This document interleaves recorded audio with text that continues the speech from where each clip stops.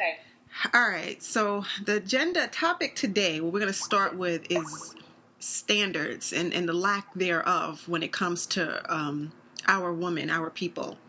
The celebration of the mere things that people should be doing anyway. Yes, the bare minimum gets celebrated all the time. So, and what started this conversation was, again, an episode of Love and Hip Hop, because that show just gives us so much material for nonsense. Yeah. Every week. Yep. So we weren't disappointed this week, and let's start with what was it, Soldier Boy, and what's the girl's name? I don't know her name. Yeah, she's got Teddy Riley's daughter, right, with the big jaw. Yeah, I was going with the long face. Big jaw is good too. My mom said that too. She's like, she's like, something's not right, and I don't know what it is. I said, she's got a trap jaw. That's what it is. Yeah, she doesn't have a trap jaw. She's got like an alligator jaw. Yeah, it's like the hungry she has hippo. Beautiful skin though. She does. And, I think her eyebrows are too thick, and she just needs a little makeover. But anywho, that's beside the point. I don't want to hate on her looks. Let's talk about hating on her personality. Right. So, what happened? You've refreshed my memory, because I some of this shit I tuned out. I feel like, just looking at Soulja Boy 2 is just a comical, like, who's going to take you serious with all the tattoos in between your freaking eyebrows and all that other shit. But like you said, we digress with their physical appearance. I guess they was in a studio and she was trying to address because she'd lost a child, and he just seemed so matter of fact. And I get it, people express themselves differently, but he just he didn't hug her, he didn't touch her. It was kind of like, I feel bad too. He was sitting back, he was like leaning back in his chair, like, smoking. Yeah, like. And another thing, too, is you want to talk to your girl. Okay, you couldn't talk to her when you was on tour or whatever. I'll give you a pass for that. But when you come back, why is it I invited her to the studio to talk to me? Yeah. Like, she's got to come to you. You can't go to her house, or I don't know, I thought they lived together or something, and say, boo, let's talk about this. Or just be an environment where you guys can have your full attention. Yes. You're in the studio, it's not important to you, to me, I feel like. It's just an afterthought. Let me knock out this conversation before I get back to this laying down this track. Exactly. How I feel, it should be, at, like you said, at home, or at a like, go get breakfast or something, and sit down across from each other and really sit down. But he's not mature. No, he's a child, and I don't even know what the attraction is. Like, he's not even like a child. Like, Berg is a kid. There's a couple of them have kid mentalities, but at least they have a man-like presence. Like, but he looks like he's 14. He's got a bird chest. He's just so little. He's silly. Like, what? Even when Ray J went to visit Snoop was like, let's get out of the environment of us. We just finished a podcast. Yeah. Let's go sit down over here. Yes. And talk about it. You know what I'm saying? Yeah.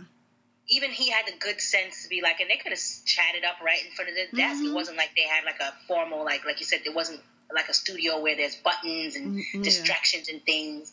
They, and they even had the decency to move out and go sit somewhere where they can kind of really. Because Snoop is a grown man, for all his faults. Because I have some issues with him, but I think at the end of the day, he's a grown man. So, he kind of knows that you got to step away. That's like trying to have a conversation with somebody while you're texting, or you're watching TV. Like, it just it makes no sense. And just. That was, I think, the episode before this one. And this one, they sat somewhere else, but it seemed like the studio too, or somewhere. And she had some sort of car accident. Yeah. It's kind of a mystery car accident. I don't know how you hit two cars and your car flipped over. Like, what were you doing and what was going on? Then there was no discussion of was anybody else involved. So I didn't understand how did that even occur. And then the conversation was like, let me show you these pictures. You were in a car accident that flipped over. This is the first time he's seen the pictures of your car? Like, that's some shit you tell somebody you ain't seen in a while. Yo, I was in a car accident. Let me show you the pictures. Yeah. He should have been at the hospital and, like... Exactly. And I don't know if that was for television. Like, maybe they already had the conversation and they had it again for TV. But you know what? This reality TV thing is so ratchet that I wouldn't be surprised if they had the conversation in the actual hospital room. Right. Because that's what people do now. When fucking Benzino got shot, he's taking selfies while he's in bed with an IV in his arm. So that's not far-fetched. It's ratchet, but it's not far-fetched. Yeah, you're right.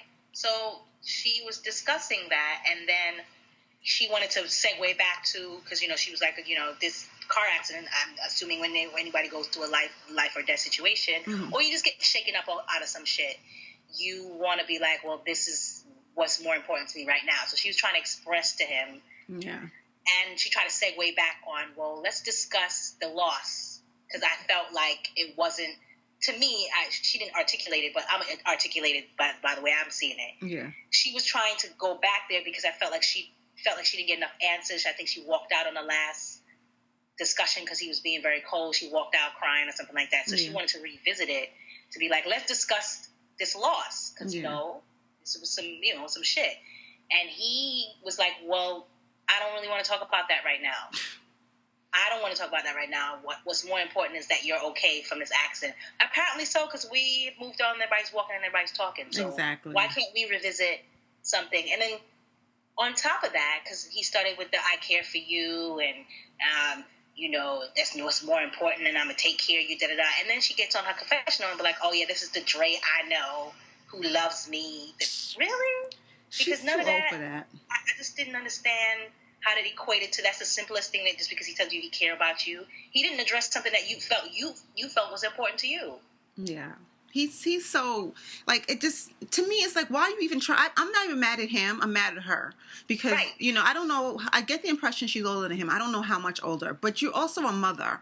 And you also are somebody who grew up in this life. So you have an edge that other people don't have. Like, it's not like he's dating some other 21-year-old girl who just, from down around the way. Like, you never saw the studio and never been in that lifestyle before. Yeah, you got 9 brothers and sisters, and you're from 5 other mothers. Like, you know how this game runs, and like I don't even know why you're with him to begin with. It's just the whole situation is stupid. But I guess the overarching theme here is the standards are just so low. Yes.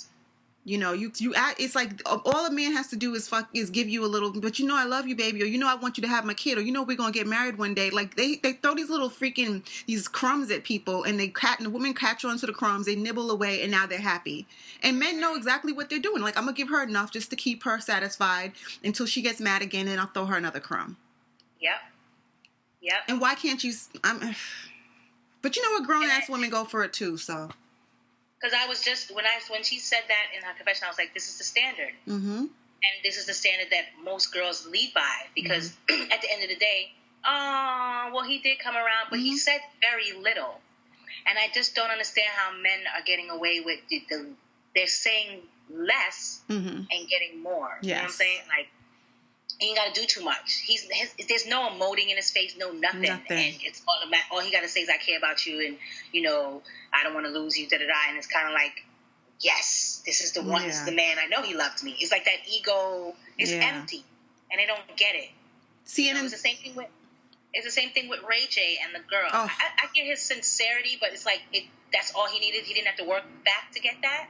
Ray J is an actor, okay? After he humiliated you. Yeah. You could get down on your knees with him and you're kissing him. It's like, I would be like, I appreciate it. Thank you. Let's find our way back. Even though I might want to be with you still, and I do love you, because, okay, you can't hide your feelings. Yeah. But you have to do more than that than just work your way back and just start all over. You know what I mean? It's like she just threw everything out the window that he had done before just because he just made that one apology. And he did it and also taking into consideration, he did this right after the fact that his girlfriend pissed him off.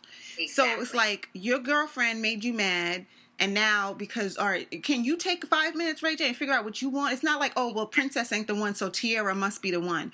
Like, I don't want to be for a year, he wasn't checking for you. Like, he threw your clothes out on, in your monostat, played you out in the street, played you out in the studio. He keeps playing you out. And then, like you said, that's all it took? A gift and a bend on the knee? Yeah. I bet you by the time the reunion comes, they're not going to be speaking again. They're not going to be speaking. It's inevitable. You see the writing on the wall. It's like, are you serious with this? They'll be fighting again. And, Tiara, like, I don't know. I can't with her. I can't with any of these women, actually. I don't know. This is what women are, people don't see anything wrong with that. Mm-hmm. Or these women are making those same decisions, and seeing it on TV is making it okay for them to make those decisions. Like, okay, I don't feel too bad now. I'm not the only one. Exactly. I don't feel bad taking, like, no one sees I'm sure a lot of people didn't see there's an issue with it because they're doing the same thing. It's just confirming now that, yeah, this is why me and him are always going to be together, because we got a rocky relationship, and we always, the love, the passion, that's just love. And the chick, you know, is like, and their chicks at home probably clapping, oh, they're back together again. And, you know, like, I like Ray J too. He's a likable guy. I think he's funny. You know, he's got personality. He's cute. Like, I get the appeal to him, but at the same time, like, you can kind of see through his shit. Like, he's he's an actor. Like, his whole game, you can see the game coming, and the whole, you know, well, I'm just saying, with his voice and the inflection and everything. He's very good with words. Yeah, he's a charmer, you know, and you've seen him do this. Not only have you seen him do it to you, but you've watched him do it on television. Yeah. Like, what better proof is that when you saw this dude with a talk show, a little reality show, kicking game to 40 chicks? Like, at what point do you say, you know what, maybe he's full of shit? Or maybe maybe he's good, but let me put him to the test. So let me wait some time to see if this is genuine. That's my thing. Nobody wants to take the time to make things develop and see if people really stand behind what they say. They just run with, that's my feeling right now. I always wanted him, and I got my man back, or whatever the case is. No one wants to put nobody to the test and be like, well, okay, as much as I want to believe you, let me see if you're going to walk the walk. Yeah. No, because that takes too much time. Yeah. And people are lazy. And not giving them what they want right away. Yeah, they want what they want when they want it. But instant gratification in this situation, and I feel like with men too, it doesn't serve you well. It never serves you well. I don't think they care, to be honest. I think that they're the ones who have half a brain probably know in the back of their mind, like, this is going to be temporary. This is not really going to pan out. But they don't care because it's like how I feel in the moment. You know, it's just that, I mean, it's just like anything. I know I shouldn't take this shot of tequila, but somebody just bought it for me. It's partying. It's Saturday night. Let me do this. I'll probably feel like shit tomorrow, but I want to enjoy myself now. Yeah. And I think it's just a larger scale of that, where it's like, I'm going to enjoy this while I can. I mean, and because you could see the freaking happiness and the glee in her eyes when she hugged him. It's like, I thought she was going to start crying. Because she was all like, well, what's going on with you and that girl? Like, you know what I mean? I'm surprised she even asked. And I would feel real bad, but that's just me and you to be like, well, we're not together anymore. And that, in my mind, I'd be like, bingo. So that's why you're here. That's why you're here. You know what I mean? Even if it's a sincere, I realize, I'm still going to always think that's why you're here. Yeah. And even if you continue to be here, then that might be a different situation. And even if I wanted you really, really, really bad, I'd have to say to him, like, okay, I know you're digging me. I know that, you have feelings for me, blah, blah, blah. And, it's not, maybe we should take 5. Maybe, you need to take a minute to be by yourself and, we can figure it out. We can start dating again or whatever. But you know why she wouldn't do that? Because she's afraid that if she doesn't grab him now, she's not going to get him. Because she knows how temperamental he is. And that if she says no, he's going to go back to his girl. He's going to grab some other chick and she's going to be right back to scratch. Yeah. That's her fear. She doesn't want to lose him. So she's like, I'll just take it right now, even though the circumstances aren't the best. I get. And that's where, that's what we do as women too. Mm-hmm. We take whatever we get because it's like, well, the scarcity. It's always that fear of the scarcity. Yeah, because of the brainwashing. Mm-hmm. That there are no good men. Don't operate like that. No, because they know that there's always another chicken around the corner. Even the ugly ones believe that. Yeah. They're like, somebody else gonna want me. Like they don't, that's how they operate. And it works for them because there always is somebody else. They always land on their feet. Yeah. But that segues into something I saw recently about, we're talking about women and the standards being so low. And even women who are intelligent, professional, educated, all that stuff. I was watching an episode of Steve Harvey. And again, he had another woman who's like, she's been a bridesmaid like 18 times. She doesn't understand why she can't meet the man, blah, blah, blah. So then they call in all of her crew, all the women whose weddings she's been in and her female friends. She had like 15 chicks who were like, okay, we're going to try to help her find a date. And they're like, her problem is that she's too picky. He's got to be this. He's got to be that. Like her standards are too high kind of thing. So Steve finds 3 guys, and I have to admit, they were all good-looking black guys and, seem to have it together. So, of course, They always got to lead with their credentials. Well, Steve, I own, he's like, tell me about yourself. Well, I own a winery and blah, blah, blah. And, this one, I have an MBA, and this one, I'm a fitness model, and this one, I'm an attorney, and I travel, and you can find me. This is what he said. You can find me on the trails. You can find me at a Mozart concert, or you can find me at a Lil Wayne concert. Like, basically saying he's so diverse, right? Who says that you can find me at, like, who sells themselves like this? Like, this is not a freaking Match.com profile, but that just goes to show you the kind of the ego. Right. So all three of them really felt good about themselves. And not to say that they weren't good looking, they didn't have stuff going on, but like, it's almost like, slow down, let me see what's great about you. Stop putting all your freaking credentials on your sleeve like you're a used car or something. So while the guys are talking, the women who were like her friends were sitting in the background. As these guys are talking about their credentials, you should have seen them. Oh, he's a lawyer. Oh, girl. Like, they were getting mad, hyped, and excited. Oh, he's a lawyer. And then the other one's like, I'm 6'5". Oh, he's 6'5". And, oh, he works for a winery. He speaks another language. Like, they were making all this noise in the background. And, Steve was making fun of it. He's like, oh, damn. Like, y'all need to calm down. Like, y'all are all married. But it was just, what I saw in it was humorous, but the fact that these little things that these men were saying about themselves had these women, married women, grown women in their 40s and above, open. Yeah. And it was just simple things like, ooh, I work out, or ooh, I'm an attorney, or ooh, one dude, his name was like Enrique or something. They're like, ooh, Enrique. Really? Because his name's Enrique? Like, that deserves because they buy into that Spanish Latin lover crap. But like, it's so freaking simple. I'm not saying you can't, take in what the man says and be, okay, that's cool, it's cool. But they just got so hyped off of stuff that was so simple. He's got a job. He's got a name. He works out. What are we supposed to do? Clap for him? Give him a standing ovation? But they were excited, and you could even see the girl's face like, like, this is going to be good. These men, like, this is what I'm talking about. But you don't know nothing about them. Like, and I understand, you're going to pick one and you get to know them better, but just the fact that they got so hyped, this is why these men lead with their credentials, because they want that reaction. And they know that if I say I'm 6'5", chicks they're going to lose their minds. Or if I say I'm an attorney, like the one guy who's an attorney, 3 times he mentioned how, if I'm not in trial, what I would do is say, why are you talking? You're an attorney. I assume that you've been in trial before. Right. And it's like a doctor saying, well, if I'm not in surgery, I'd probably take you out to dinner. Like, it's so sad. And the fact that women eat it up is what's even sadder. And I'm watching it, and I know I'm supposed to be watching this and from a humorous point of view, but it just, to me, was a sad display. It is sad.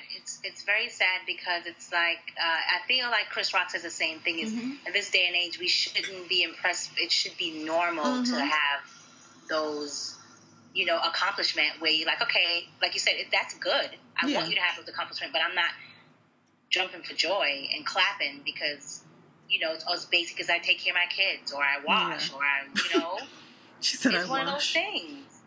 Yeah, or if a man, God forbid, a man says, the most important thing in my life is my son, or my daughter, or my kids. Women start, he loves his kids.